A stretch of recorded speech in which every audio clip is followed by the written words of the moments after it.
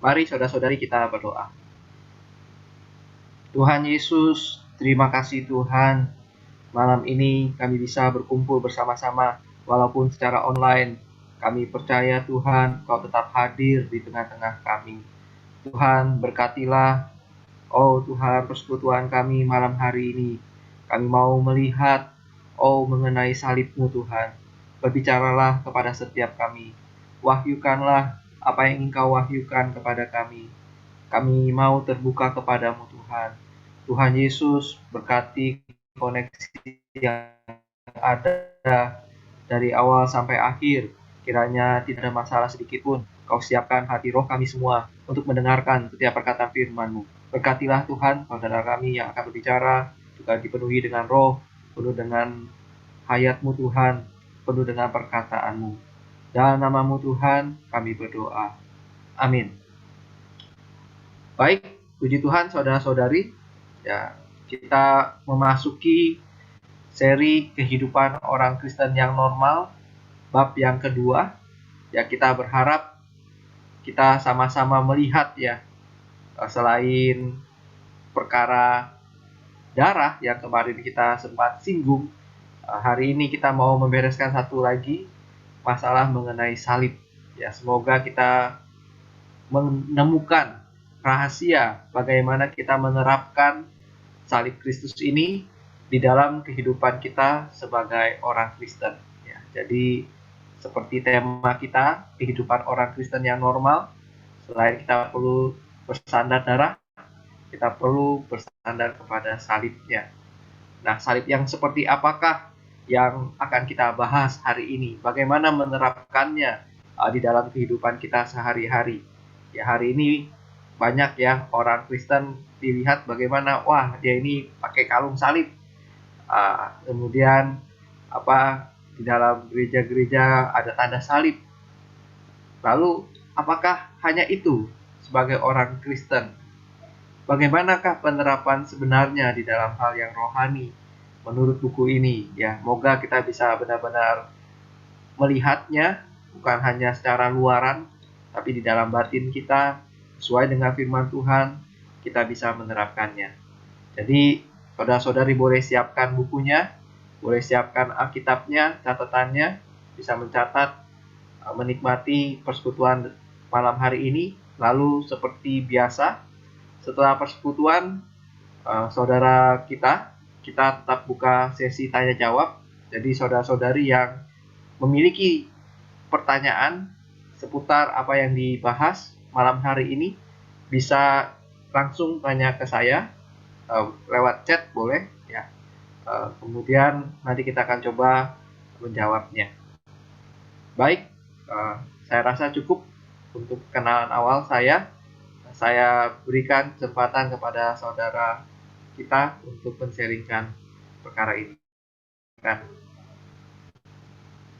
Amin. Puji Tuhan, saudara-saudari. Saya harap suara saya cukup jelas ya malam hari ini. Mari kita masuk ke dalam topik yang selanjutnya dari seri kehidupan orang Kristen yang normal.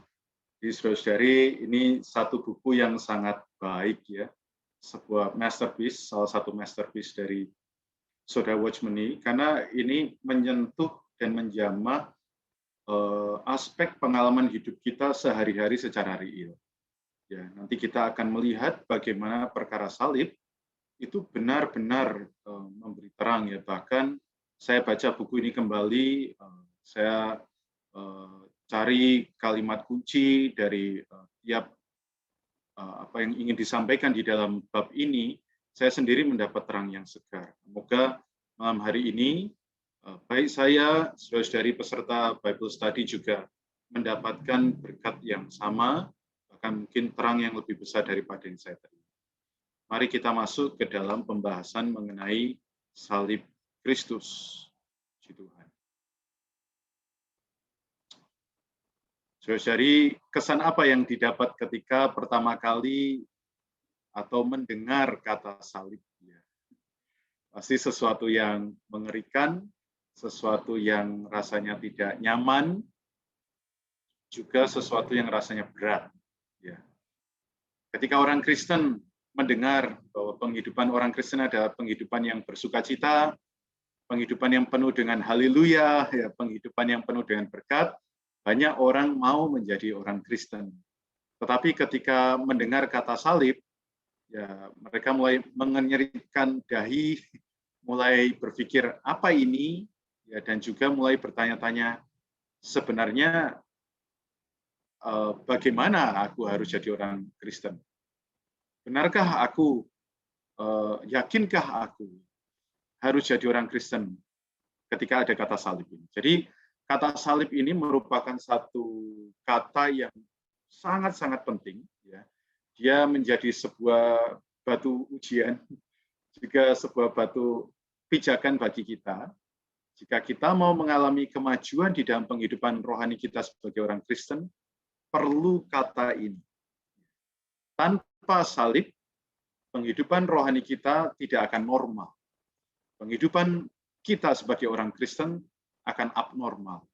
Tanpa kata ini, penghidupan kita akan terus merosot, merosot, dan merosot.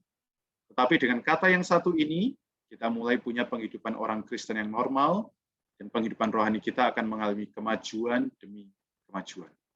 Karena itu mari kita masuki pembahasan mengenai salib Kristus dengan satu roh yang membara, dengan satu tekad yang aku mau menempuh jalan ini, dengan satu pemikiran yang diperbarui bahwa salib ini bukan untuk membuatku menderita, salib ini justru untuk membebaskan aku, salib ini justru untuk mematikan yang lama supaya yang baru itu hidup.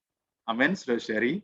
Ya, moga melalui pembahasan di kehidupan orang Kristen yang normal mengenai salib Kristus, konsep mengenai salib ini berubah drastis, saudara-saudara, ya. Amin, puji Tuhan. Mari kita lihat terlebih dulu review mengenai bab pertama yang disampaikan Saudara Irfan minggu lalu. Saudara-saudari, kita tentu ingat minggu lalu kita membahas bahwa di dalam penghidupan manusia ada dua masalah yang sangat besar. Masalah pertama adalah perbuatan dosa. Masalah kedua adalah tabiat dosa atau sifat dosa. Jadi sebenarnya di antara banyak masalah manusia yang dimiliki, sebenarnya terakumulasi menjadi dua masalah ini. Yang pertama adalah perbuatan dosa, yang kedua adalah sifat dosa, tabiat dosa. Baik ya, jadi sampai sini dulu saya review. Nah, untuk menyelamatkan manusia dari dua masalah ini, maka Allah menyediakan jalan yang pertama, darah Kristus, yang kita bahas minggu lalu, ya, dengan ilustrasi yang sangat menarik minggu lalu disampaikan, ya. Kalau nanti ingin mendengar lagi bisa cek di reviewnya di YouTube. Kemudian yang kedua, untuk masalah yang kedua, ternyata darah Kristus ini bukan tidak berhasil, ya, bukan tidak efektif, tetapi perlu penanganan yang berbeda. Nah, penanganan ini atau penanggulangan ini, pemberesan ini harus dilakukan dengan salib Kristus. Ya, jadi kita lihat ada dua masalah dan dua jenis pemberesan. Untuk perbuatan dosa, ya, yang kita lakukan, darah Kristus itu berkhasiat. Tapi untuk tabiat dosa, perlu salib Kristus. Hari ini kita akan masuk ke sana. Nah, ketika membahas mengenai darah, ya kita tahu darah ini ditujukan terutama untuk Allah. Ya, kenapa? Karena di dalam darah ini ada penebusan. Di dalam darah kita tahu bahwa kedudukan kita di hadapan Allah dibereskan, dibenarkan. Dulu karena dosa, perbuatan dosa, ya, di hadapan Allah kita ini adalah seteru. Kita ini adalah musuh, kita ini tidak ada korelasi apa-apa. Tetapi karena darah, maka kita dilewatkan dari maut, kita didamaikan, kita dibenarkan, kita menjadi sahabat dari Allah, kita bahkan menjadi anak-anak Allah. Jadi darah ini membenarkan kita. Yang pertama. Yang kedua, di perjanjian lama kita tahu ada yang namanya Hari Raya Pendamaian. Nah, di Hari Raya Pendamaian itu hanya imam besar yang boleh masuk ke tabernakel, ya, menjadi wakil untuk membereskan semua masalah atau perbuatan pelanggaran yang dilakukan oleh umat Israel. Puji Tuhan, ya, itu kita lihat di Imamat 16. Sedangkan di Ibrani 9 ayat 11-12, Yesus adalah sang imam besar kita yang membereskan semua perkara perbuatan dosa ini di hadapan. Jadi puji Tuhan, darah Yesus membereskan semua perbuatan dosa kita di hadapan Allah. Yang ketiga, kita lihat, ya baru saja kita angkat topik ini, termasuk di minggu malam, bahwa perkara darah ini dilambangkan melalui Paskah. Ya, ketika bangsa Israel makan Paskah, ya, di malam hari itu, ketika Allah melihat ya darah tersemat di ambang pintu bangsa Israel, rumah bangsa Israel, maka Allah melewatinya, ya. Passover melewatinya. Jadi darah ini benar-benar terutama ditujukan pada Allah supaya kita tidak binasa, supaya kita bisa dibenarkan dan didamaikan. Nah, hasil dari darah ini, puji Tuhan. Pertama, Allah dipuaskan. Ya, di sisi Allah, ketika Allah melihat darah, dia dipuaskan. Kita harus lihat prinsipnya ini di kitab Ibrani, karena tanpa penumpahan darah, tidak ada pengampunan dosa. Jadi begitu ada darah, Allah mengampuni. Ya. Allah dipuaskan. Yang kedua, di aspek bagi kita memperoleh jalan untuk bisa mendekati Allah. Ya, karena dosa dulu kita ini begitu jauh dari Allah. Betul tidak, saudara ya? Begitu jauh dari Allah. Kita nggak punya kesempatan untuk mendekati Allah. Bagi Allah ada di dalam terang yang tidak terhampiri. Mau dekat binasa. Tapi puji Tuhan, saudara, karena darah, hari ini kita punya jalan, kita punya kesempatan untuk mendekati Allah. Bahkan Allah boleh tinggal di dalam kita. Wah, ini luar biasa, saudara. Dan yang penting juga di poin nomor 3, karena darah, si pendakwa, iblis, Satan dikalahkan. Kita bisa lihat ini di Wahyu pasal 12, ya, bahwa oleh darah anak domba, ya, iblis dikalahkan. Oleh darah anak domba. Jadi perkara darah ini benar-benar penting, saudara.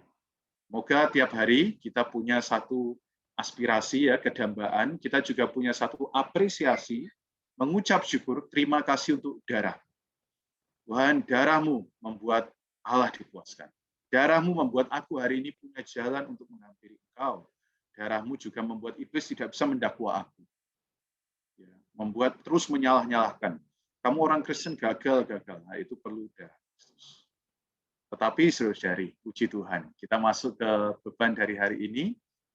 Ini menjadi pertanyaan bagi banyak orang Kristen, termasuk bagi saya.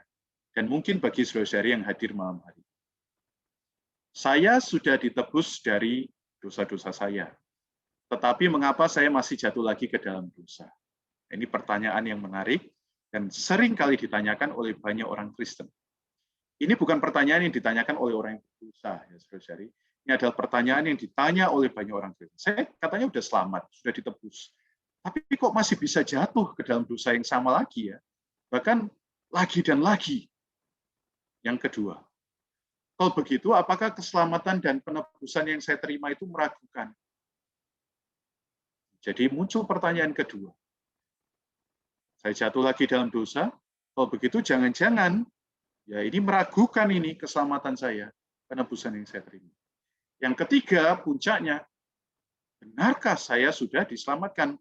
Jangan-jangan kemarin itu belum diselamatkan. Aduh. Di akhirnya orang-orang itu mulai frustasi, mulai bingung, depresi, ya. Waduh, saya jadi orang Kristen kok sama saja. Akhirnya yang terjadi adalah seperti banyak orang, ya, khususnya di area Eropa, ya, kita bukan sedang menghakimi, tapi ini terjadi pada keluarga besar saya, ya, yang awalnya dulu mereka ada misionaris, yang awalnya dulu ada pelayan, worship leader. Ini saudara saya sendiri nih, saya bicara, ya, sepupu saya sekarang meninggalkan Tuhan. Sekarang semuanya meninggalkan Tuhan. Ya, tentu hati saya sangat sedih, tetapi moga pertanyaan ini, jika memang ada di dalam benak kita, malam ini terjawab. Ya, moga jika ini pernah tersirat di benak kita, tapi kita tidak tahu jawabannya, malam hari ini kita bisa temukan jawaban. Jawabannya adalah Roma 1-8. Ya, saudara-saudari, kita perlu baik-baik membaca kitab Roma, moga sampai minggu depan ada 7 hari kita bisa tiap hari baca satu pasal, saya rasa sangat baik. Ya, pasal demi pasal dinikmati supaya kita tahu bagaimana kita mengatasi pertanyaan-pertanyaan yang mungkin bisa juga mendebarkan hati orang-orang Kristen, ya, mereka bertanya sebenarnya bagaimana status keselamatan. Mari kita masuk ke salib Kristus, seperti apa yang disampaikan di dalam kitab Roma. Ya, tadi kita lihat bahwa Roma pasal 1-8 ini sebenarnya ada dua bagian besar. Ya. Bagian pertama dibahas minggu lalu, yaitu perkara darah. Ini menanggulangi apa yang telah kita lakukan. Ya, jadi darah ini membereskan segala perbuatan dosa yang kita lakukan. Jadi segala perbuatan dosa itu, jika kita akui di hadapan Allah, 1 Yohanes 1:9, maka Allah itu setia dan adil. Ia akan mengampuni kita dan menyucikan kita. Dia mengampuni, dia menyucikan kita. Karena darah adalah untuk pengampunan dosa. Saudari tidak perlu ragu. Ini adalah firman Allah. Kalau kita ya dan amin, maka fakta ini akan menjadi realitas di dalam kita. Ya, jadi dosa apapun, sekecil apapun, sebesar apapun, ya, sekecil apapun, sebesar apapun, kalau kita akui dan menerapkan darah itu pada setiap pengakuan kita, maka ia setia dan adil. Setiap kali dia melihat darah, apa yang terjadi? Ia melewati. Ia mengampuninya, bahkan tidak mengingatnya kembali. Tetapi kitab Roma tidak berhenti sampai situ, saudara. Kitab Roma ini ada bagian yang kedua, dan ini benar-benar satu progres, yang sebuah wahyu yang progresif. Setelah kita membereskan perbuatan dosa, masuk ke pertanyaan yang banyak orang Kristen tanyakan, yaitu perkara sifat dosa atau tabiat dosa yang ada di dalam diri kita. Nah, untuk hal itu perlu yang namanya salib.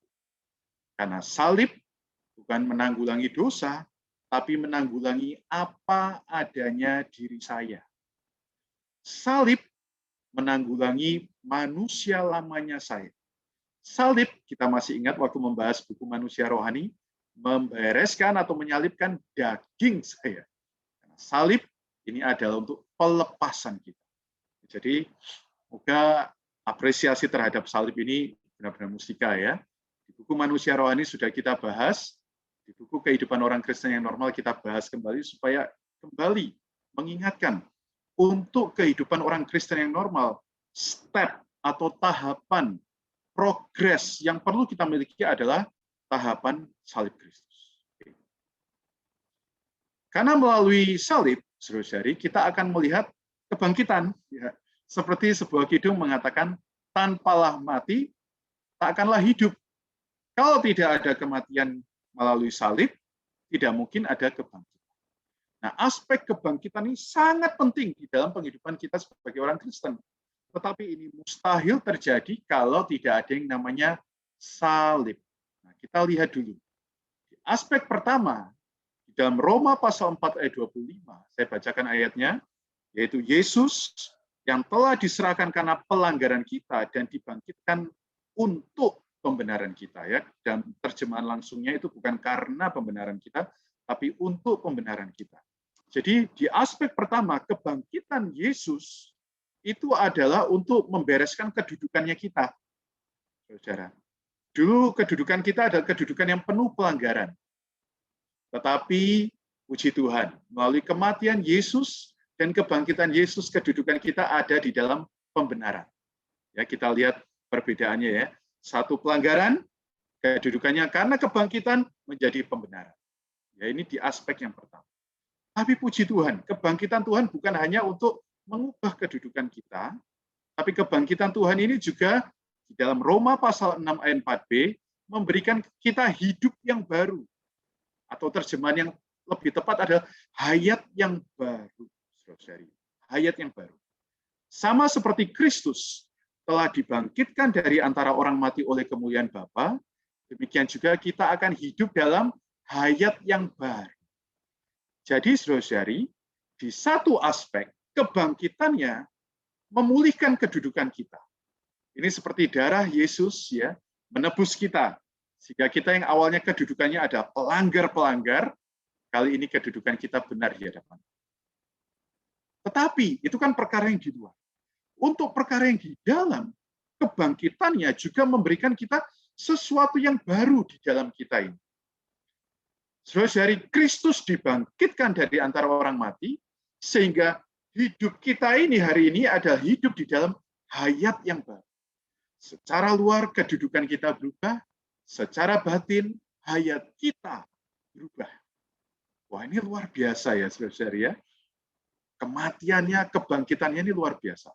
Satu sisi membereskan kedudukan kita, sisi lain hayat kita yang di dalam, ya, yang mati, yang penuh dosa, yang di dalamnya terkandung sifat-sifat dosa juga digantikan dengan hayat yang baru.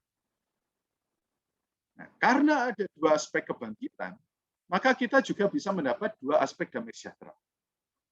Dua poin ini, aspek kebangkitan dan damai sejahtera, akan Anda jumpai ketika membaca buku ini, dan ini akan merevolusi penghidupan kita, karena kita akan melihat penghidupan kita ini dari sudut pandang yang berbeda. Ya, aspek pertama, damai sejahtera ini ada di dalam kitab Roma pasal 5 ayat 1. Bahwa kita hidup dalam damai sejahtera dengan Allah oleh karena Tuhan kita Yesus Kristus. Ini sekali lagi aspek karena Tuhan Yesus sudah menebus kita. Maka kita sekarang ada damai sejahtera dengan Allah. Dulu, ya, tiap kali mau berjumpa Allah, penuh ketakutan. Kenapa? Karena aku orang berdosa. Bangsa Israel, itu kalau Allah hadir di kemah suci, wah mereka nggak kuat, saudara-saudara, takut setengah mati. Sujud, ya, karena kemuliaan Tuhan ada di kemah pertemuan itu. Mereka merasa nggak layak. Tapi puji Tuhan, saudara-saudari, hari ini kalau Tuhan hadir di depan kita, di tengah-tengah kita, bahkan di dalam kita, yang ada bukan ketakutan. Yang ada adalah damai sejahtera. Kenapa? Karena Tuhan Yesus sudah membereskan semuanya dengan darahnya. Tapi ini masih aspek yang pertama. Saudari, ada aspek yang kedua. Roma 8 ayat 6. Karena keinginan daging adalah maut, tetapi keinginan roh adalah hidup dan damai sejahtera. Nah, aspek damai sejahtera ini adalah aspek yang di batin, yang mengikuti karena kita hidup di dalam roh, saudari. Jadi, saudari, ya, ini merupakan sesuatu yang sangat komplit, sangat lengkap, sangat sempurna. Jadi di satu sisi, Allah membereskan kedudukan kita. Tapi di sisi lain, Allah membereskan batinnya kita. Sehingga yang dulu, manusia hidup menurut daging. Di dalam batin. Yang dilakukan adalah perbuatan-perbuatan daging. Sehingga hasilnya apa? Maut. Hasilnya adalah penuh ketakutan. Tapi begitu dia percaya pada Tuhan, hayat Tuhan tadi diinstal ke dalamnya, sehingga dia hidup di dalam hayat yang baru, maka apa yang terjadi? Dia punya keinginan yang baru. Saudari, begitu kita menjadi orang Kristen, bukankah di dalam hidup kita ada hidup yang baru? Ada keinginan yang baru, yang tidak pernah kita rasakan sebelumnya. Saudari, keinginan yang baru, hidup yang baru itu kita rasakan ketika kita melatih roh kita, tinggal di dalam roh kita, hidup dan berjalan di dalam roh. Saya masih ingat benar, waktu kita ada di dalam seri Manusia Rohani, Saudara Kenny pernah memberitahu, melatih roh itu bukan sekedar berteriak-teriak, berdoa, menyeru nama Tuhan. Melatih roh ini ada waktu kita bersekutu dengan Dia. Melatih roh ini adalah ketika kita mengaku dosa kita. Melatih roh ini adalah ketika kita taat terhadap pengurapan di dalam. Saudara, ketika kita menaati segala hal itu, kita hidup di dalam roh, kita berjalan di dalam roh bersama roh, maka apa yang terjadi? Maka di batin kita ini ada damai sejahtera. Ya, jadi ini damai sejahtera yang di dalam, damai sejahtera yang setiap hari. Bukan hanya sekedar damai sejahtera yang kita rasakan karena Tuhan sudah menyelamatkan kita. Sekali lagi ini bukan merendahkan damai sejahtera sisi yang pertama. Tapi saudari, secara progresif, damai sejahtera yang kita dapat ketika kita diselamatkan harus diikuti dengan damai sejahtera yang timbul melalui kita hidup di dalam roh. Amin ya, saudari. Moga sampai sini tidak ada yang bingung. Ya. Jadi pertanyaan-pertanyaan tadi itu, ya, 3 pertanyaan itu harusnya dapat terjawab melalui kita melihat satu, ada aspek kebangkitan melalui kita punya hayat yang baru. Yang kedua, kalau kita memperhidupkan hayat yang baru ini, hasilnya damai sejahtera. Dan kalau ada damai sejahtera, pasti tidak jatuh ke dalam perbuatan daging, perbuatan dosa, kesalahan yang sama, pelanggaran yang terus-menerus berulang. Amin, saudara-saudari ya. Jadi perlu hidup di dalam roh. Tetapi untuk hidup di dalam roh perlu yang namanya salib. Karena itu ada satu statement di dalam buku ini, nanti mohon saudara-saudari boleh garis bawahi, Anda juga boleh pakai ini untuk menjadi doa. Ya bukan ini menggantikan ayat Alkitab ya, tapi statement ini diambil dari ayat-ayat Alkitab menjadi sebuah inspirasi yang menerangi. Bagi saya ini menerangi. Katakan bahwa darah dapat mencuci bersih dosa-dosaku, tetapi tidak dapat mencuci bersih orang lamaku, manusia lamaku. Untuk itu perlu salib yang menyalibkan aku. Darah menanggulangi dosa-dosa, tetapi salib menanggulangi orang dosa. Ya, jadi ini baik sekali. Darah itu membereskan dosa-dosa, tetapi salib, ya salib membereskan orang dosa. Jadi orangnya dia itu perlu dibereskan oleh salib. Perbuatannya, tindak tanduknya, pelanggaran-pelanggarannya, darah sudah tanggulangi. Tetapi untuk orangnya, pribadinya, personanya, agar tetap bisa ada di dalam roh, sehingga tidak timbul keinginan daging, sehingga tidak jatuh ke dalam perasaan maut, apa yang harus dilakukan? Perlu salib. Saudara, ya. Hanya salib yang mampu menanggulangi orang dosa. Amin. Oke, moga ini tidak terlalu cepat. Ya, saya coba perlahan-perlahan, kita punya waktu yang cukup. Oke, ini ada satu fakta. Karena kita adalah orang dosa karena kelahiran, bukan karena perbuatan. Jadi, saudara-saudara, tabiat dosa, sifat dosa ini sudah melekat pada kita, karena kita adalah orang dosa karena kelahiran. Jadi tidak ada di Alkitab itu orang yang baru lahir itu suci. Tidak ada di Alkitab orang yang baru lahir itu kudus. Selain Tuhan Yesus, karena dia dikandung oleh Roh Kudus. Tapi hari ini, saudara-saudari, diri manusia ya semuanya terlahir sebagai orang dosa. Tidak perlu diajari, dia sudah tahu dan ahli berbuat dosa. Betul tidak, saudara-saudari ya? Tidak perlu diajari ya. Saya punya anak yang kedua itu super sekali. Jadi ya banyak hal ya, dia bisa berpolitik padahal usianya baru 1 tahun 5 bulan ya. Dia sudah bisa mengelabui orang tuanya ya. Dia sudah bisa lakukan manuver-manuver politis. Bayangkan anak 1 tahun 5 bulan ya. Anak ini punya cara supaya dia bisa pegang handphone. Padahal kita sudah, saya dan istri ya sudah benar-benar bertekad ya, anak kedua ini nggak boleh kena screen sama sekali ya, nggak boleh pegang handphone supaya ya dia punya penghidupan yang normal, karena kasihan dia besar di dalam situasi pandemi, tidak punya kesempatan untuk bermain keluar. Jadi memang tantangannya adalah gadget. Kita sudah menyusun berbagai strategi. Tapi anak ini cerdik luar biasa ya, bukan cerdik ya, licik ya. Dia datang ambil piring berisi makanan yang penuh. Ya minta disuapin. Wah, kita sukacita dong. Tapi terakhir dia datang ambil handphone yang ada di meja sambil taruh di atas di depannya. Jadi dia tahu hati orang tuanya senang. Nah, ini saatnya dia mengambil bagian. Jadi, wah, luar biasa ya. Anak kecil nggak perlu diajarin cara licik, cara berbohong. Sudah jago berbohong. Jago.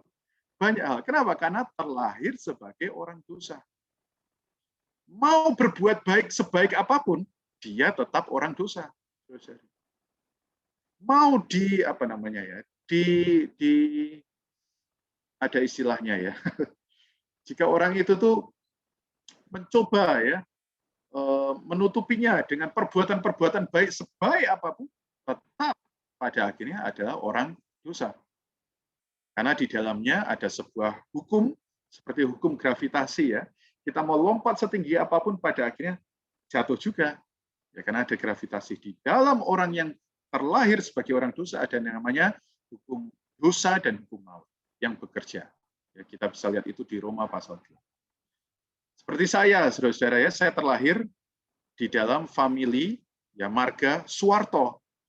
Saya mau seperti apapun, ya pada akhirnya saya tetap adalah Suwarto. Karena papa saya adalah saudara Henry Suwarto. Kakek saya adalah saudara Suwarto. Ya, saya ada keturunan Suwarto. Apa adanya saya terlahir dalam keluarga Suwarto. Ya, maka kalau bagi saudara yang mengenal orang tua saya, apa adanya orang tua saya terimpartasi ke dalam saya. Ini sebuah ilustrasi saudara ya. Sama, karena bapak kita Adam berbuat dosa, maka kita keturunannya semua terlahir sebagai orang dosa. Sifatnya Adam yang penuh dosa terlahir, terimpartasi kepada semua manusia. Roma 5 ayat 19. Jadi sama seperti oleh ketidaktaatan satu orang, yaitu Adam, semua orang telah menjadi orang berdosa.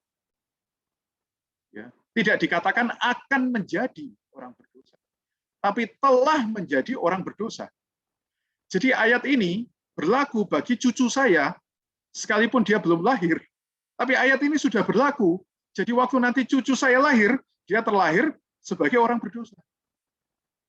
Gitu ya, saudara ya. Jadi ayat ini jelas sekali karena ketidaktaatan.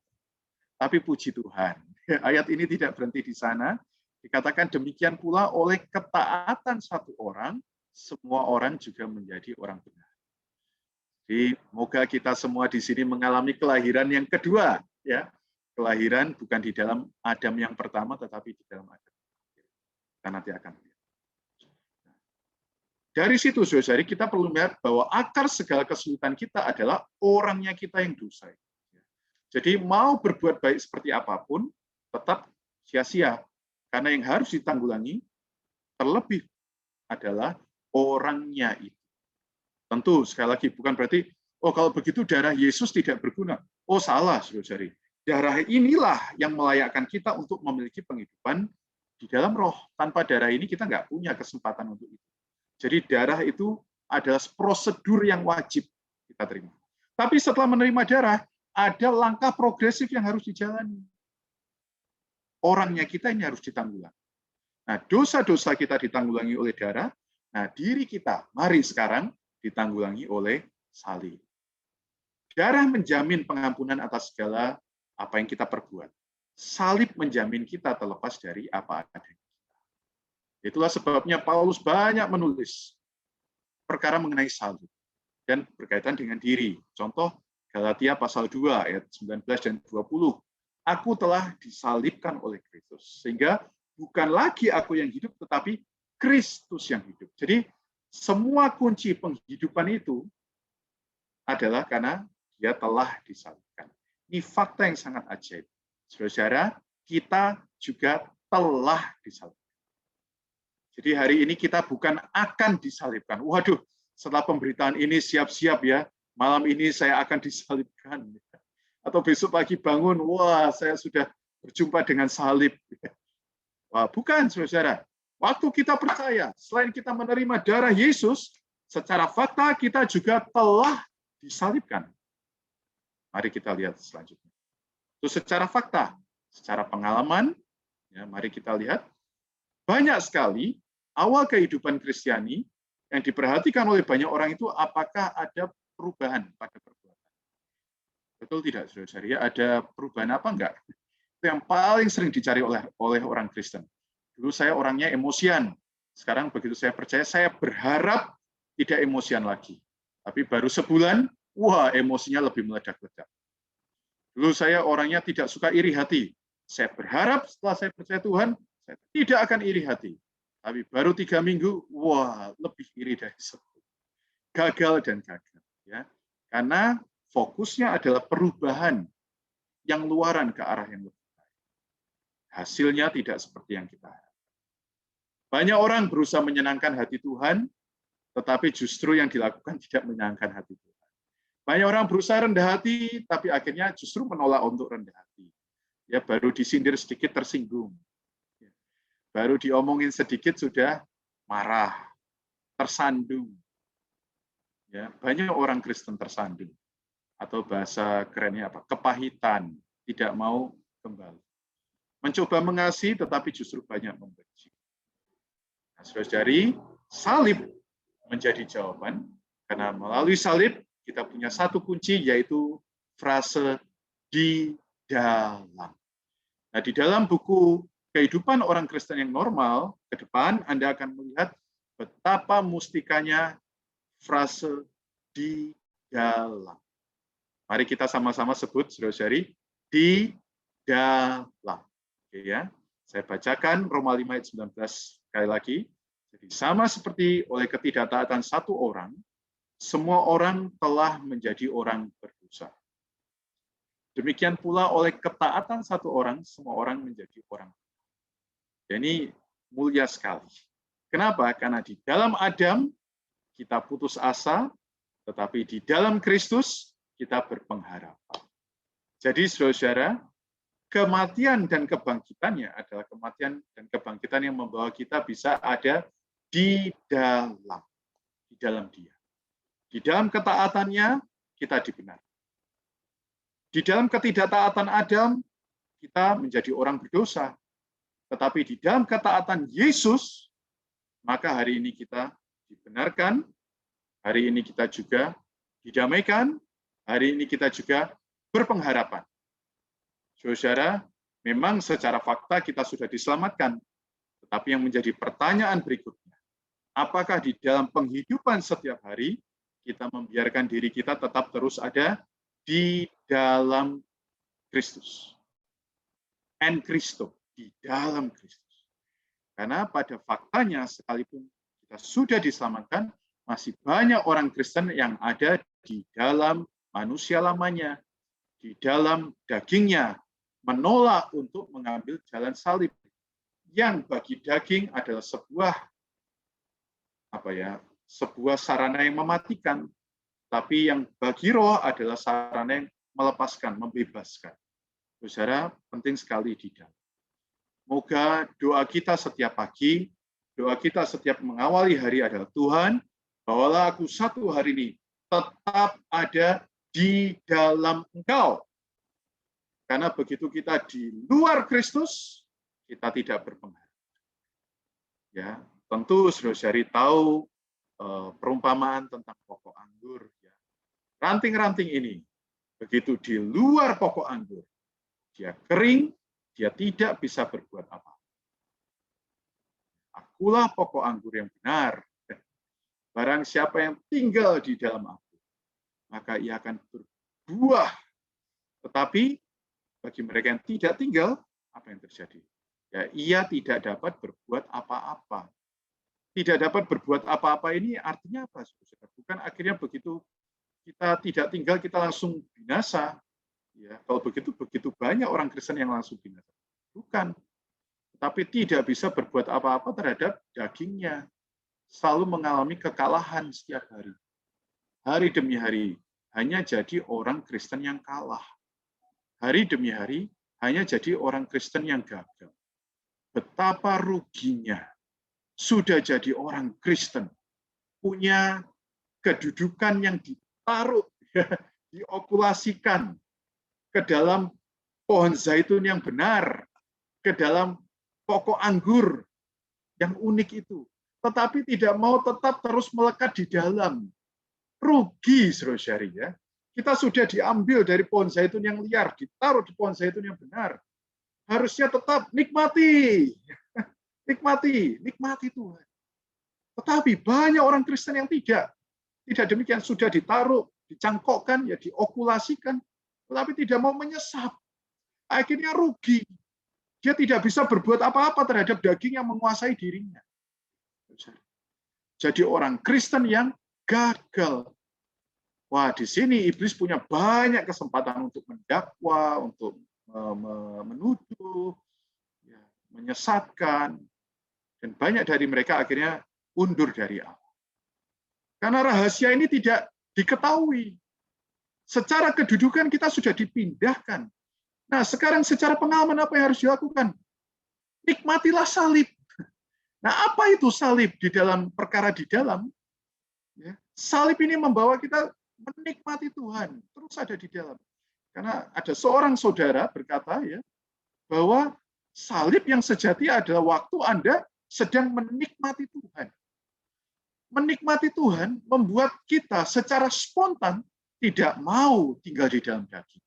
Kalau kita benar-benar menikmati hadirnya setiap hari, sepanjang hari, maka daging tidak berkuasa atas kita. Tubuh maut, tubuh dosa ini tidak berkuasa atas kita. Karena waktu kita menikmati Tuhan, kita sedang ditaruh di dalam Kristus. Saudara-saudari, di dalam. Ya, saya mau malam hari ini kita terkesan. Kita perlu remain, tetap di dalam. Malam hari ini mungkin 2 jam ini kita bisa ada di dalam. Tetapi beberapa jam yang lain kita mudah sekali di luar Kristus. Kita mudah sekali di dalam yang lain. Moga bukan hanya saat kita sedang berkumpul, di dalam penghidupan kita, kita tetap ada di dalam. Inilah salib. Untuk kita ya, mengasuh anak, tetap di dalam Kristus, itulah salib. Untuk kita menegur anak, ya karena ini pengalaman saya ya. Sebelum, benar-benar sebelum Bible study ini mulai ya, saya menaruh file itu di lemari saya, tiba-tiba anak saya yang kedua tadi buka, nggak tahu caranya bagaimana, dia bisa buka lemari saya, dia tuangkan air, dia ambil semua file berharga, padahal itu file-file beasiswa, mahasiswa yang kami layani. Wah, dilempar ke air itu. Waduh, itu benar-benar beberapa menit sebelum Bible study ini. Saya sampai bersaksi ke istri saya, benar-benar ya Tuhan beri pengalaman. Ya, pengalaman ya. Kalau saya ada di dalam diri saya yang lama, wah saudara ya, tentu pendisiplinan saya bisa ada di dalam pendisiplinan manusia lama saya. Tapi, oh Tuhan ya, Tuhan benar-benar membawa saya berpaling ke dalam. Tentu saya tetap menegur anak saya, tapi saya melakukannya di dalam. Dan saya yakin saya melakukannya di dalam. Sehingga puji Tuhan saya bisa menyampaikan berita malam ini dengan penuh damai sejahtera. Saudara-saudari, inilah jalan kelepasan yang ilahi. Roma 6 ayat 1 dan 2 saya bacakan. Jika demikian, apakah yang hendak kita katakan? Bolehkah kita bertekun dalam dosa supaya makin bertambah kasih karunia? Jadi supaya bisa mengalami penghidupan di dalam, apakah perlu kita terus-menerus membiarkan ada pencobaan, kita gagal? Sekali-kali tidak. Karena bukankah kita telah mati bagi dosa, bagaimanakah kita masih dapat hidup di dalamnya? Jadi Rasul Paulus berkata, saudara-saudara, hari ini status Anda, status saya, kedudukan kita, itu bukan lagi dalam dosa. Kita punya hidup yang baru tadi. Karena itu kita ini telah mati bagi dosa. Kenapa? Karena kita ini sudah disalibkan 2000 tahun yang lalu bersama dengan Kristus.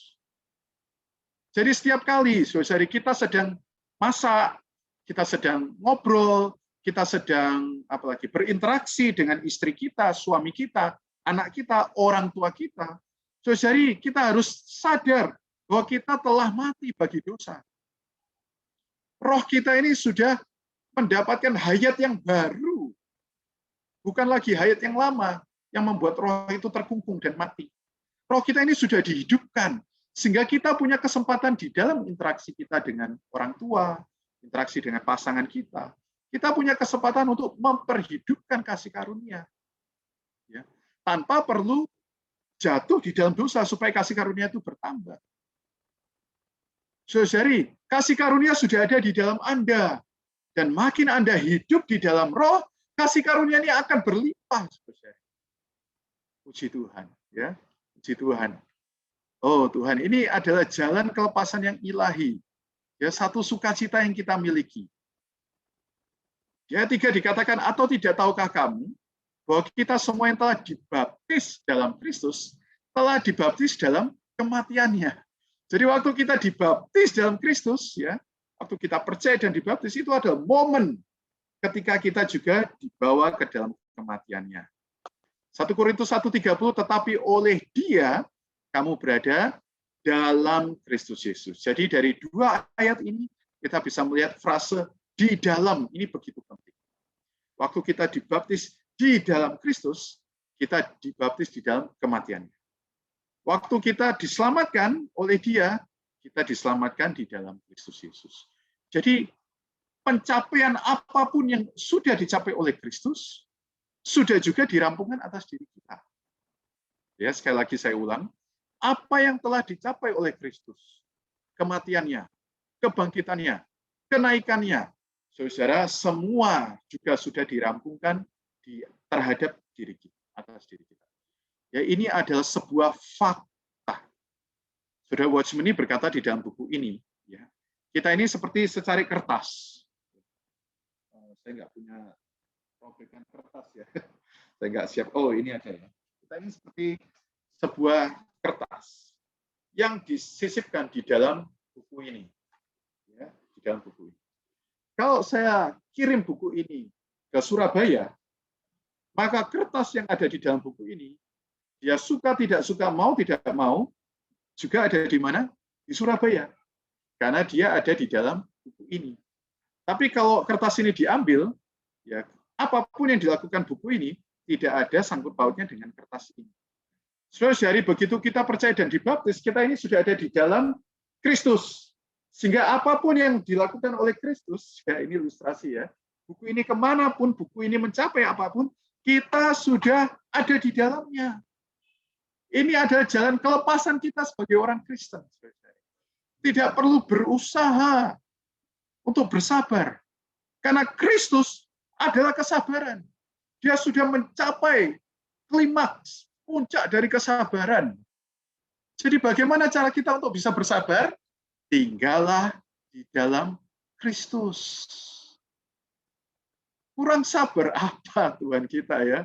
Punya murid yang suka berantem, punya murid yang menyangkal dia, punya murid yang menjual dia. Oh Tuhan. Kesabarannya ini ada kesabaran ilahi. Dan kesabaran ilahi ini ada di dalam kita, saudara. Karena kita hari ini ada di dalam Dia. Ini rahasianya. Anda mau tidak temperamen, tinggallah di dalam Dia. Dan ini ada karena salib. Saudara, ini perlu salib, perlu penyangkalan diri untuk tetap ada di dalam Dia. Saudari, Anda mau mengasihi pasangan Anda tanpa memandang cacat kerutnya. Waktu hari-hari pertama berjumpa pasangan semuanya indah. Tapi begitu sudah berpuluh-puluh tahun, saya belum berpuluh-puluh tahun ya, dan puji Tuhan sampai sekarang saya melihat istri saya tetap yang terindah. Tapi kalau melihat banyak orang luar di sana ya, yang tidak percaya Tuhan, banyak kasus cerai, kenapa alasannya sudah tidak cocok. Tidak cocok, ya. Tidak sama lagi visinya, mudah sekali saudari. Kenapa? Karena mereka ada di luar Kristus. Di luar Kristus tidak ada yang cocok, saudari. Tapi begitu masuk ke dalam Kristus, maka kita bisa cocok dengan siapapun. Amin, saudari. Tuhan Yesus di kitab Yohanes cocok dengan Nikodemus. Dia bisa bicara dengan tepat. Tuhan Yesus di Yohanes pasal 4 cocok berbicara dengan orang Samaria, perempuan Samaria. Dia cocok, dia serba sesuai. Oh, Tuhan Yesus, hayat yang sedemikian sudah ada di dalam Anda dan saya, Bapak Ibu. Ya, ini adalah hayat yang menang. Dan ini sudah diberikan melalui salib. Di dalam kita nggak ada semuanya ini, yang ada ketidakcocokan, yang ada ketidaksesuaian, ya, yang ada adalah visi kita sudah tidak sama, ya, terhadap pasangan yang susah melihat yang indah lagi, yang ada adalah keburukannya, saudari. Oh, puji Tuhan. Moga kita melihat salib Kristus sebagai sesuatu yang indah. Karena salib, maka hari ini ya manusia lama ini nggak punya kesempatan untuk kita biarkan eksis, saudari ya. Nanti kita lihat ada satu ayat mengatakan bahwa karena salib tubuh kita ini jadi nganggur, daging ini nganggur, saudari. Nanti kita lihat ayatnya di kitab Roma ya. Saya lanjutkan dulu, kematian dan kebangkitannya ini al-muhid. Dikatakan sebab jika kita telah menjadi satu dengan apa yang sama dengan kematiannya, kita juga akan menjadi satu dengan apa yang sama dengan kebangkitannya. Karena kematian dan kebangkitannya ini al-mubid. Jadi, Tuhan yang sudah mati, Tuhan yang sudah bangkit, apapun yang telah dia capai, saudara-saudari, kita ini sama. Asal kita di dalam Kristus. Kita tahu bahwa manusia lama kita telah turut disalibkan supaya tubuh dosa kita hilang kuasanya. Ini ya, di tubuh dosa ini kita ini sudah nganggur. Ya, kenapa? Karena manusia lama kita ini sudah disalibkan. Karena sudah nganggur, ya tubuh dosa ini nggak punya kuasa, kita tidak lagi menghamba, diperbudak oleh daging. Ya, orang Kristen yang gagal tadi ya, orang Kristen yang kanak-kanakan, atau di buku Manusia Rohani, orang Kristen yang karnal, hidupnya diperbudak oleh dosa.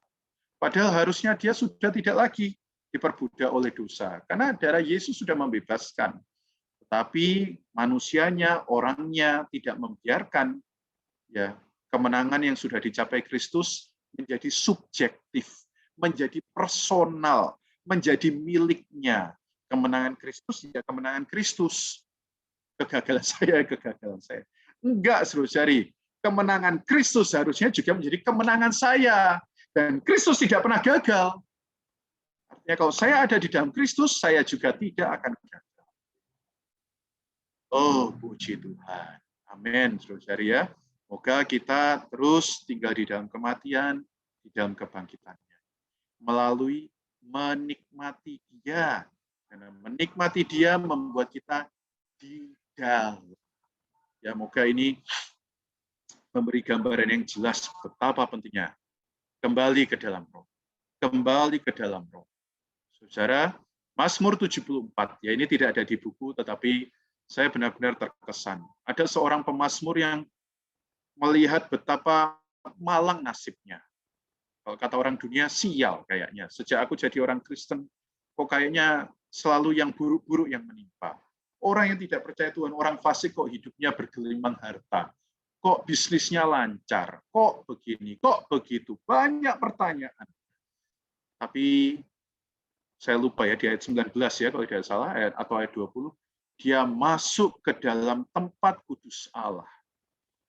Wah, dari situ dia baru jelas bagaimana akhir hidup dari orang-orang fasik. Dan bagaimana hidupnya Tuhan pelihara. Jadi penting sekali bagi kita untuk tetap di dalam tempat kudus Allah. Di dalam tempat kudus Allah. Di manakah tempat kudus Allah? Di dalam Kristus. Di manakah itu? Di dalam roh kita. Dan di dalam sidang-sidang gereja, pertemuan-pertemuan gereja.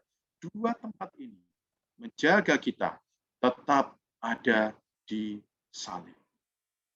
Dan begitu kita tetap ada di salib, hasilnya adalah tubuh daging ini tidak ada kuasanya dan kita tidak diperhamba kepada dosa. Puji Tuhan, salib adalah tindakan kuasa Allah yang membedakan kita dari Adam ke dalam Kristus.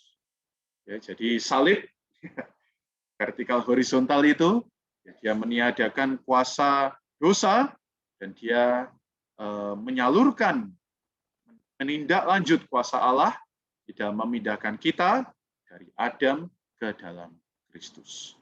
Semoga saudari sedikit penjabaran mengenai salib Kristus ini bisa memberi gambaran yang banyak, terang bagi saudara-saudari, dan kita bisa bukan hanya mengetahuinya, tetapi satu minggu ini mari kita sama-sama memperhidupkannya. Memperhidupkan Kristus melalui menikmati Dia, melalui hidup dan bergerak di dalam. Hari ini, saudara-saudari, Kristus sudah menjadi Adam yang akhir, manusia yang kedua. Hari ini kita bukan lagi sekedar menjadi keturunan Adam yang pertama. Sejak kita dilahirkan kembali, kita juga ada keturunan manusia yang kedua, Adam yang terakhir. Adam yang pertama, hasilnya adalah kebinasaan. Tetapi Adam yang akhir, terus ada hingga hidup yang kekal. Jadi kalau kita tetap ada di dalam Adam yang akhir, manusia yang kedua, maka kita sedang menikmati hidup yang kekal. Kita bisa merasakan surga di hari ini. Kita bisa merasakan damai sejahtera, sukacita yang tidak terkatakan di hari ini. Asal kita semua ada di dalam roh kita, asal kita semua ada di dalam Kristus. Mulia bagi Tuhan, saudara-saudari, saya tutup di dalam doa. Waktu saya pas ya, 20-30, nanti kita bisa ada tanya-jawab sekitar 20 menit. Mari kita berdoa. Terima kasih Tuhan atas salib-Mu.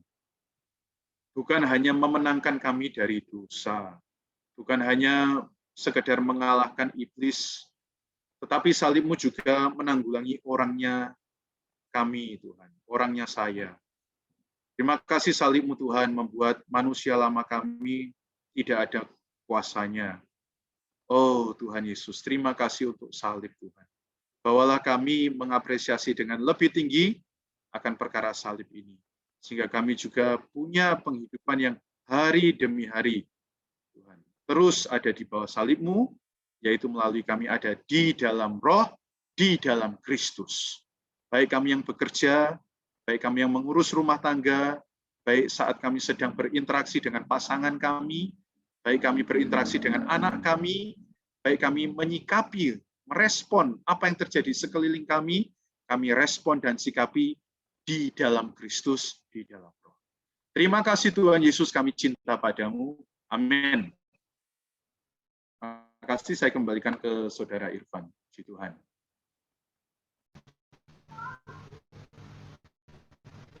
Oke, baik. Puji Tuhan, saudara-saudari, sungguh sangat kaya dan limpah ya mengenai salib ini. Silakan saudara-saudari, apakah ada yang mau bertanya? Boleh kirim di chat grup jikalau ada pertanyaan.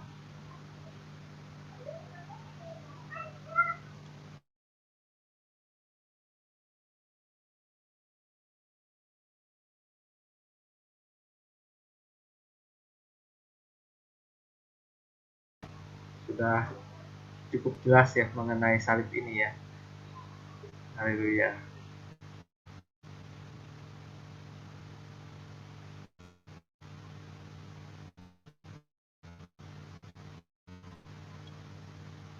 Ada yang mau apa namanya, misalkan tidak ada pertanyaan, misalkan saudara-saudari menikmati perkataan apa, boleh juga sharing di sini ya. Wah, saya sangat menikmati perkara salib ini.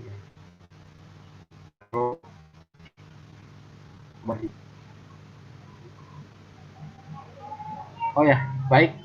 Ini ada pertanyaan, saudara. Melatih roh dikatakan waktu kita bersekutu dengan Allah. Bahasa roh jadinya ya.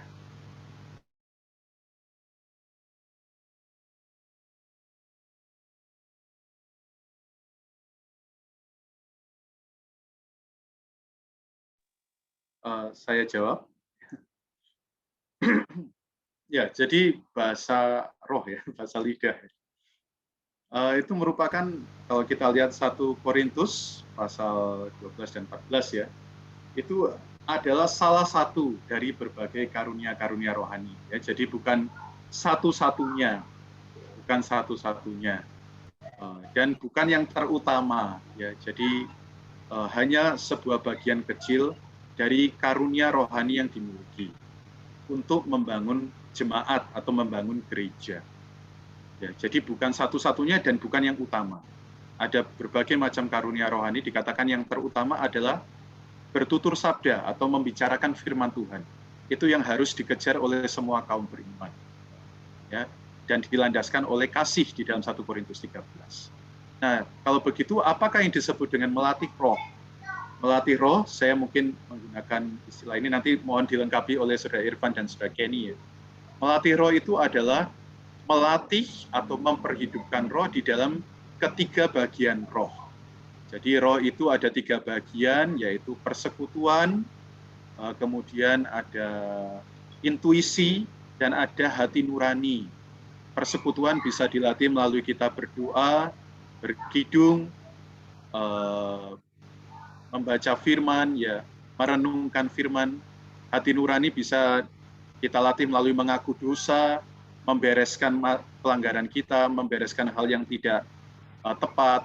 Intuisi bisa kita latih melalui kita menaati pengurapan di dalam atau perasaan di dalam.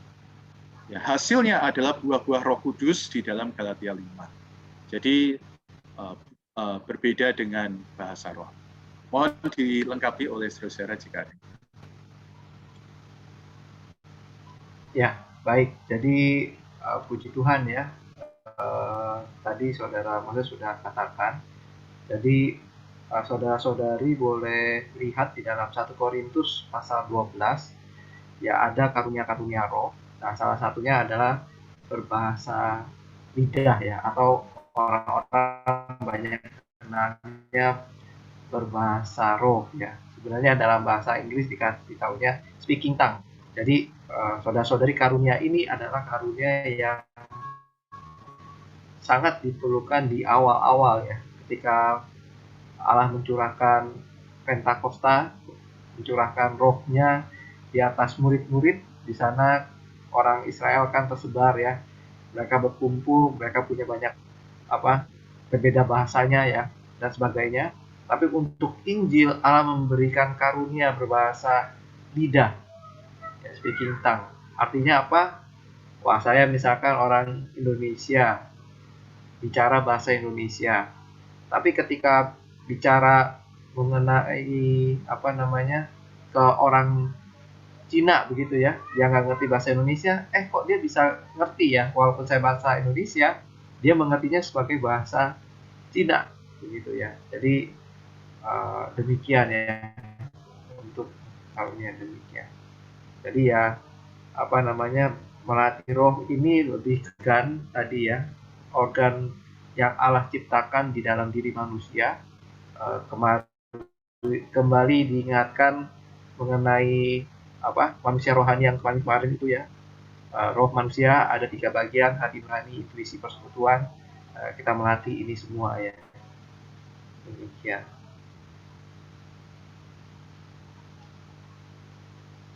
Ya, ini ada pernyataan, bukankah bahasa roh juga untuk membangun iman? 1 Korintus 14 ayat 2. Ayat 4. Ya, Mbak. Bagi diri sendiri ya. Muatkan. Kita tidak bisa antipati dengan bahasa roh ya. Jadi memang demikian. Jadi ini memang karunia yang tadi melatih roh memperoleh kelepasan dan sebagainya ya, dengan kita datang kepada Tuhan, bersekutu ya dan sebagainya.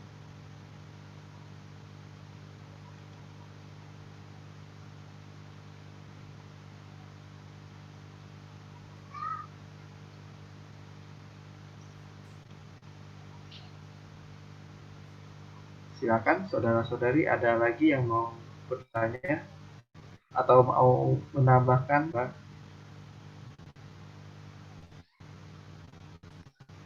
Saya tambahkan sedikit ya, saudari. Jadi seperti yang tadi saudara Moses sudah katakan bahwa bahasa roh adalah salah satu karunia roh. Ya. Apakah itu baik? Sangat baik, ya kan? Bahkan tadi kalau di chat Pak Johan juga sudah memberitahukan bahwa bahasa roh itu juga untuk membangun iman, betul. Nah, namun yang saudara Moses katakan tadi adalah melatih roh, adalah melatih bagian dari manusia kita. Ya, saudari, kita tahu bahwa Allah menciptakan manusia itu terbagi menjadi 3 bagian. Yang bagian dalam adalah roh, lalu di bagian di luarnya ditutupi dengan jiwa, kemudian yang paling luar adalah tubuh. Kenapa kita memakai istilah melatih roh, atau di dalam bahasa Alkitab dikatakan latihan ibadah? Ya, latihan ibadah. Mengapa? Karena sejak manusia jatuh di dalam dosa, roh manusia dalam keadaan yang mati. Sehingga ketika kita dilahirkan kembali, roh kita dilahirkan kembali. Seperti Yohanes pasal 3:3 dikatakan apa yang dilahirkan dari roh adalah roh, kan? Maka roh kita dilahirkan kembali. Namun roh kita yang dilahirkan kembali ini perlu dilatih. Karena sudah bertahun-tahun lamanya kita tidak pernah yang tahu yang namanya memakai roh kita. Sama seperti orang yang kecelakaan lalu kakinya mungkin harus di gipsum ya kan, di gips lah. Jadi sehingga dia tidak bisa menggunakan kakinya ya beberapa minggu dan bulan. Itu pun perlu dilatih. Apalagi kita sejak kita lahir sudah terlahir di dalam dosa. Kita sudah terbiasa untuk menggunakan jiwa kita yang telah jatuh, telah rusak, tubuh kita yang telah dikuasai oleh dosa. Karena itu, sejak kita beroleh Islam, sangatlah penting kita melatih roh kita. Nah, melatih roh adalah melatih bagian-bagian yang di dalam roh kita. Salah satunya adalah melatih hati nurani. Sehingga kita menjadi orang yang tidak ada tuduhan. Ya. Kita punya hubungan yang tembus dengan Allah dan dengan manusia. Sebenarnya melatih hati nurani juga ada kaitannya dengan salib Kristus. Kita tahu tanda salib, betul nggak sering salib, ya kan? Salib itu menunjukkan apa? Menunjukkan ada hubungan antara Allah dengan manusia, manusia dengan manusia. Ini sangat penting mengaplikasikan salib Kristus dengan melatih roh. Karena itu adalah melatih hati nurani kita. Bagaimana hubungan kita dengan Allah, bagaimana hubungan kita dengan sesama. Dimulai dari orang yang paling dekat, dengan istri kita, dengan pasangan kita, bahkan dengan anak-anak kita. Ini perlu salib Kristus. Aplikasinya adalah apa? Melatih roh kita. Nah, lalu melatih roh kita bukan hanya melatih hati nurani, juga melatih persekutuan kita dengan Tuhan. Bayangkan, kita bertahun-tahun lamanya tidak pernah yang namanya kita bersekutu dengan Tuhan. Kita hanya tahu namanya beretika, bersikap yang baik. Tetapi bagaimana berkontak dengan Tuhan? Kalaupun kita lahir dari keluarga Kristen, kita hanya tahu adalah tata cara ibadah. Apakah kita benar-benar berkontak dengan Tuhan? Ini sangat bergantung pada melatih roh kita. Sehingga semakin kita melatih roh kita, semakin salib Kristus diterapkan di atas diri kita. Perlahan-lahan, diri kita yang alami, diri kita yang berlawanan dengan diri Allah, makin dikikis. Sehingga kita memiliki intuisi, perasaan yang sama dengan hati Allah. Nah, puji Tuhan, inilah pentingnya kenapa kita perlu melatih roh. Nah, berbahasa roh adalah karunia. Ya, karunia dari roh itu. Ya, saya kalau memberikan ilustrasi adalah seperti kita punya tangan. Tangan kita perlu dilatih. Tetapi ada orang tangannya adalah setelah dia berlatih, tangannya sangat baik di dalam melukis. Nah, ini mungkin saya bisa ilustrasi seperti sebuah karunia. Tidak semua orang tangannya bisa melukis. Saya dengan kakak saya berbeda. Kakak saya adalah seorang seniman. Tarikan garisnya dengan tarikan garis saya berbeda. Dia kalau tarik garis itu bisa lurus tanpa penggaris. Kalau saya bisa lurus, tapi lurus kalau lihat dari dekat, dari jauh jadi miring. Berbeda. Ya. Dengan seorang seniman musik juga beda. Tapi tangannya berfungsi, itu karena dilatih setiap hari. Nah, tetapi karunia adalah khusus. Ya. Jadi kita harus berbeda. Ya. Bahasa roh adalah karunia Roh Kudus, tapi yang kita bicara adalah kita perlu hal yang lebih basic, lebih dasar, yaitu melatih roh kita. Saya rasa dengan penjelasan yang lebih simpel ini, moga-moga saudari bisa memahaminya. Ya, baik. Saya serahkan kembali ke Irfan jika ada pertanyaan yang lain. Ya, baik. Pertanyaan berikutnya, keselamatan yuridis diperoleh dengan darah Yesus atau oleh salib? Bagaimana? Adakah yang mau menjawab? Mungkin maksudnya ini ya, penebusan yuridis dan keselamatan organik ya. Jadi di dalam penebusan itu ada aspek yuridis, aspek hukum ya. Jadi ini berkaitan dengan tuntutan keadilbenaran Allah, itu adalah dengan darah Yesus ya. Jadi sebenarnya di dalam kematian Tuhan, ya Tuhan menggenapkan aspek penebusan yuridis yang membereskan banyak hal negatif. Namun puji Tuhan di dalam hayatnya yang disalurkan, rohnya yang disalurkan, di dalam aspek melepaskan hayat dari kematiannya, satu aspek yang positif, hari ini kita bisa mengalami keselamatan organik dari hari ke hari. Jadi di mana ya salib juga menjadi pengalaman kita. Jadi satu sisi darahnya memindahkan kedudukan kita ya secara posisi, dan salibnya terus membawa kita secara disposisi ya, atau watak, bahasa Inggrisnya ya disposisi. Itu watak kita mengalami keselamatan dari hari ke hari, sama seperti bangsa Israel secara posisi sudah keluar dari Mesir, tetapi secara disposisi Mesir harus keluar dari dalam mereka dari hari ke hari, lalu mereka menikmati mana yang turun dari surga, gitu ya. Di satu sisi kedudukan mereka sudah keluar dari Mesir, tapi sisi lain Mesir harus keluar dari mereka. Nah, ini kan masih terlihat di padang gurun itu, mereka masih teringat akan Mesir, makanan Mesir, tata cara Mesir. Nah, itu yang dimaksud di sini. Boleh ditambahkan, saudara-saudara?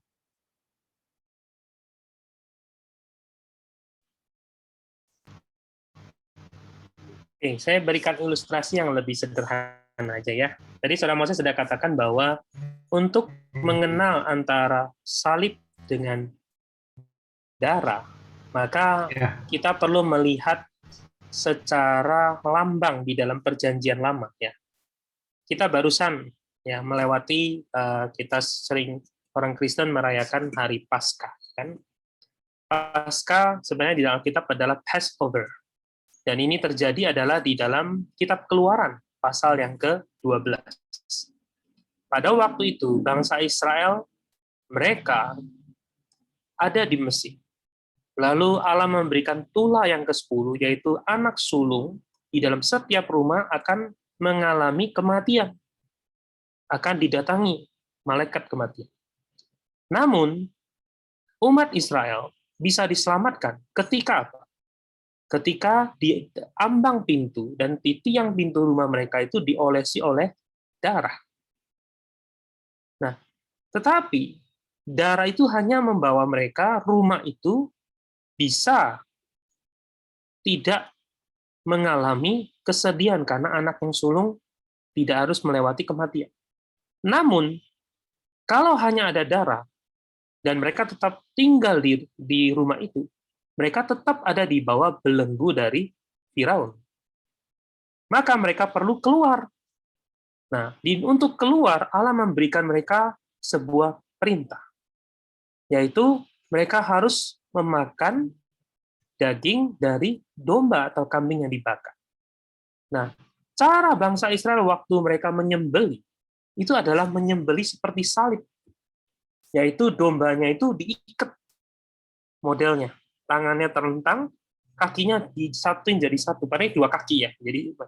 Jadi bentuk bangsa Israel menyembelih kambing dan domba pada waktu itu adalah seperti salib. Nah, ketika mereka memakan daging itu, mereka memakan dengan sungguh-sungguh, mereka tidak memakan dengan santai, bukan seperti orang berpesta, bukan seperti orang mabuk-mabukan sambil makan daging, bukan. Tapi mereka makan daging, sayur pahit, roti tidak beragi dalam kondisi mengikat pinggang, memakai tongkat, memakai kasur kaki, adalah supaya mereka punya kekuatan segera berlari dan melewati Laut Merah. Jadi kita bisa lihat dua melalui lambang ini, darah adalah darah yang menebus kita. Tapi salib adalah kekuatan Allah yang menyelamatkan kita. Sehingga kita terlepas dari belenggu dari si jahat. Jadi kalau pertanyaan adalah, apakah keselamatan atau penebusan yuridis diperoleh oleh darah Yesus atau oleh salib? Oleh dua-duanya. Darah adalah sebuah tanda bahwa kita telah dibeli. Ya. Lalu salib adalah kekuatan Allah yang membawa kita keluar dari Mesir, terlepas dari belenggu dari sijah. Saya rasa dengan ilustrasi dari bangsa Israel ini membawa kita melihat lebih jelas apa hubungan antara darah dengan salib Kristus. Amin. Mungkin ada pertanyaan selanjutnya ya? Ya, baik. Jadi pertanyaan selanjutnya, salib dalam hidup kita di saat pandemi ini amat terasa. Banyak hal, ya ketika merasa banyak hal ini diartikan sebagai salib dalam hidup orang yang percaya. Pertanyaannya, bagaimana kita melatih hidup dalam menyalibkan kedagingan kita di tengah-tengah keadaan yang sudah terasa sulit, sementara kita sudah merasa sudah sungguh-sungguh ikut Tuhan dan melatih roh kita.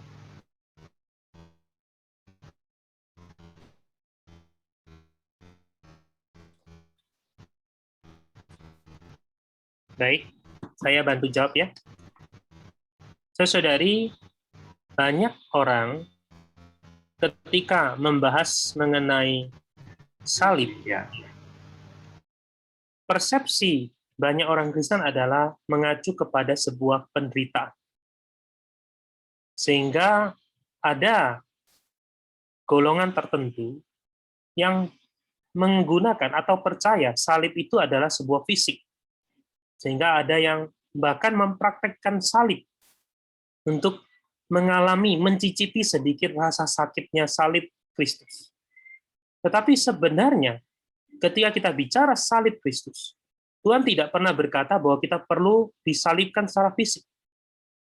Yang ada adalah Tuhan berkata bahwa barang siapa mau mengikut aku, dia harus menyangkal dirinya, memikul salib, mengikut aku.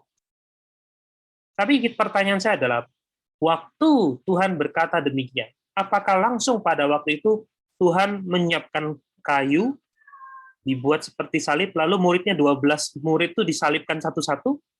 Tidak. Berarti tentu bukan salib fisik. Lalu, Tuhan juga tidak berkata kepada murid-murid, setelah itu, ayo kita menderita. Juga tidak.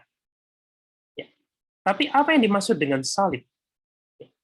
Salib tidak lain adalah bukan aku, melainkan Kristus. Salib Tuhan Yesus memikul salib, sebenarnya bukan hanya waktu di atas Golgota. Di dalam hidupnya, dia sudah mempraktekkan prinsip salib Kristus. Ini saya berbicara lebih dalam lagi dari pembahasan hari ini. Ya. Tuhan Yesus di dalam hidupnya, 33,5 tahun, dia hidup di dalam prinsip salib. Yaitu apa? Segala sesuatu yang dilakukan bukan menurut kehendak, tetapi adalah kehendak Bapa.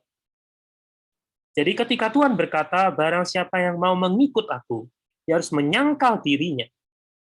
Memikul salib mengikut Tuhan adalah, memikul salib adalah kita mengambil kehendak Tuhan menjadi kehendak kita.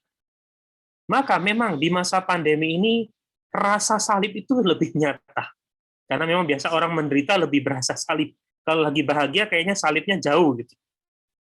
Tapi sebenarnya Tuhan tidak mau demikian. Tuhan ingin kita itu di sepanjang hidup kita menempuh prinsip salib. Yaitu apa? Kita hidup bagi kehendaknya. Bahkan di dalam doa yang Tuhan ajarkan juga ada kandungan prinsip salib.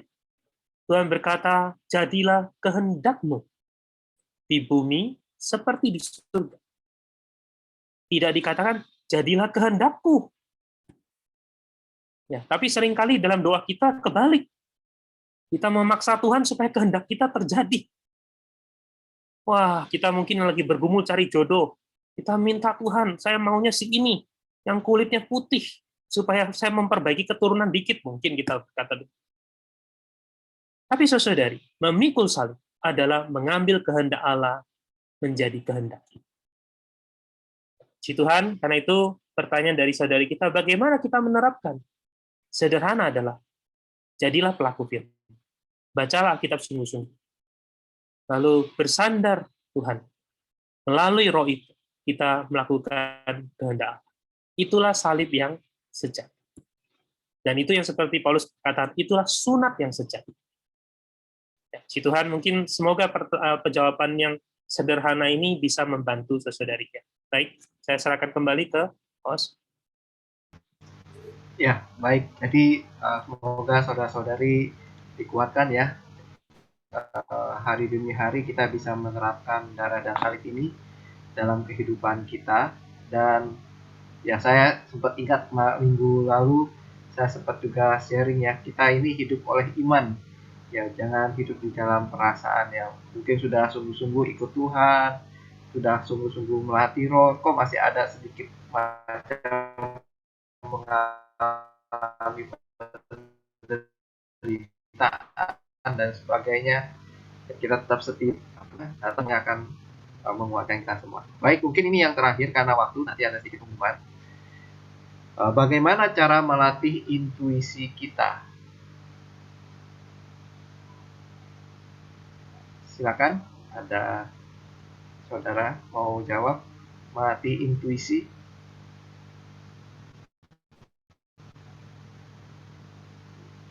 Oke.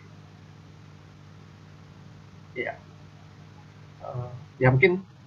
Oke, jadi di dalam 1 Yohanes ya pasal 2:27 di sana dikatakan roh itulah yang mengajar kita senantiasa ya, mengurapi kita senantiasa, mengajar kita senantiasa di dalam segala sesuatu. Jadi intuisi ini adalah perkataan roh di dalam diri kita yang instan ya kan, yang seketika. Dan di dalam pengalaman saya sebenarnya intuisi ini pembicaraan roh di dalam roh kita. Jadi roh Allah di dalam roh kita ini sangat erat kaitannya juga dengan firman yang kita terima ya. Jadi firman yang logos menjadi rema di dalam diri kita. Jadi cara melatih intuisi pertama-tama harus seperti yang tadi saudara Kenny katakan, hari demi hari sebagai orang Kristen kita harus baca Alkitab, kenal dulu yang logos. Nanti sesuatu saat di waktu yang dibutuhkan, kadang-kadang firman ini menjadi rema dan itu akan menjadi intuisi kita yang mengurapi, yang mengajar kita senantiasa untuk melakukan hal-hal yang seturut dengan diri Allah. Ya. Baik, saudara-saudari, karena bisa ditampung, lalu kita juga akan share kembali hari Minggu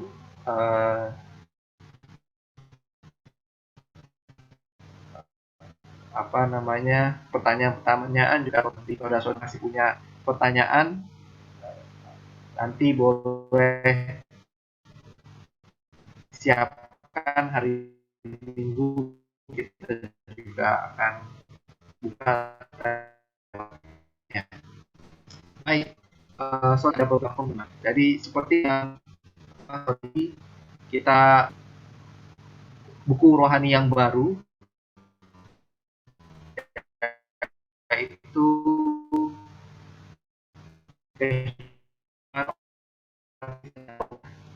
nah itu kita untuk melakukan pendaftaran ya, supaya kami tidak mengganggu saudara-saudari yang merasa kok saya dikirimin link ini lagi, saya sebenarnya tidak mau ikut lagi, misalkan demikian ya. Kita maka dari itu kita mohon dalam kasih saudara-saudari bisa mengisi kembali mendaftar di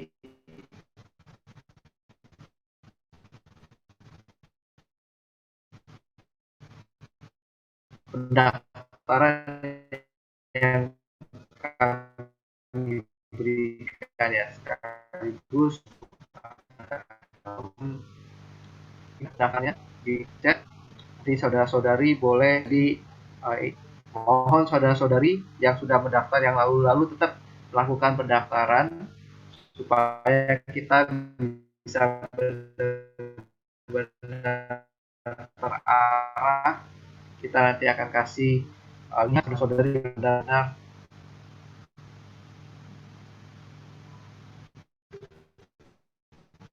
suara saya kurang jelas ya. Saya bantu ya, saudari. Ya. Saya bantu, saudara Irfan. Ya. supaya Oke, baik. Saudari, jadi Saudara Irfan memberitahukan, dikarenakan kita sudah memasuki buku yang baru, pembahasan buku baru, yaitu mengenai kehidupan orang Kristen yang normal, maka kita meminta kesediaan saudari untuk mendaftar ulang kembali dengan beberapa pertimbangan. Ya. Pertama adalah karena kita mau memastikan bahwa saudari yang dulu sudah mendaftar masih mau mengikuti seri yang baru, karena sebelumnya kan adalah seri manusia rohani, sehingga kita tidak mau mengganggu kepribadian atau kepentingan orang ya. Kalau sudah nggak mau ikut tapi terus dikirim, jadi kita minta kesediaan saudari untuk mendata kembali ya. Jadi itu adalah pertimbangan kami. Yang kedua adalah kita juga mau makin mengenal ya. Dengan demikian kita bisa saling mengenal. Ya, moga-moga dengan cara demikian ya kita bisa saling ya suatu hari mungkin bisa ada satu pertemuan dan sebagainya. Ya, demikian saudari pengumumannya. Saudara Irfan sudah bisa?